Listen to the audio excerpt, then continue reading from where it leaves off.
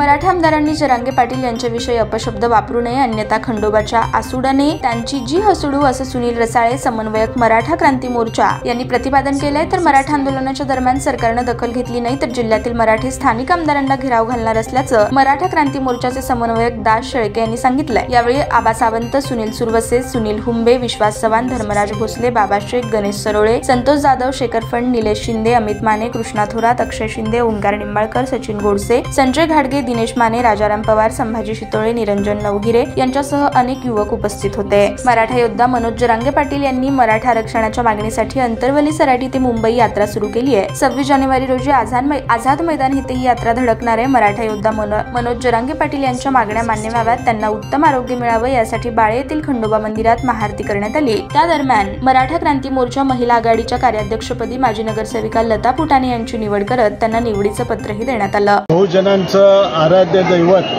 खंडेरायाच्या समोर आज आम्ही सगळ्यांनी प्रार्थना केली की मराठा योद्धा जरांगे पाटील यांच्या प्रकृती चांगली राहू दे आणि मराठा समाजाला आरक्षण मिळू दे, असं खंडेरायाला आम्ही साकडं गाठलेलं आहे।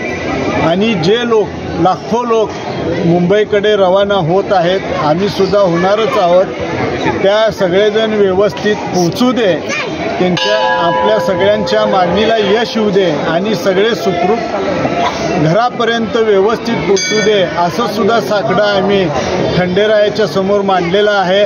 निश्चितच खंडेराया आमच्या विनंतीचा मान ठेवून निश्चित जरांगे पाटलांची प्रकृती सुद्धा चांगली ठेवेल आणि मराठा समाजाला सुद्धा आरक्षण मिळवून देईल ही आम्हाला आशा आहे।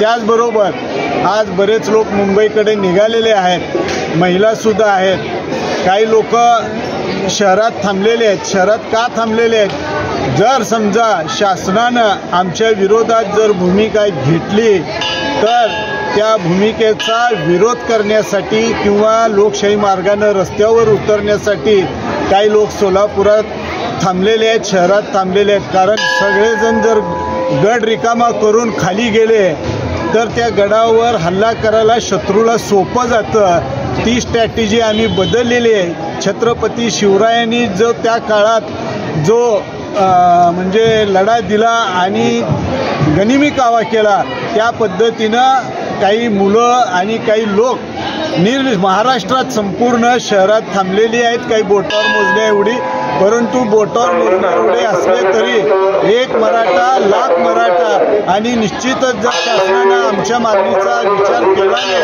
तर लोकशाही पद्धतीनं प्रखर विरोध केला जाईल।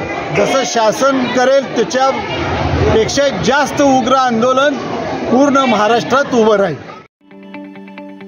ताज्या बातम्या पाहण्यासाठी प्राईम महाराष्ट्र न्यूज चॅनलला सबस्क्राईब करा।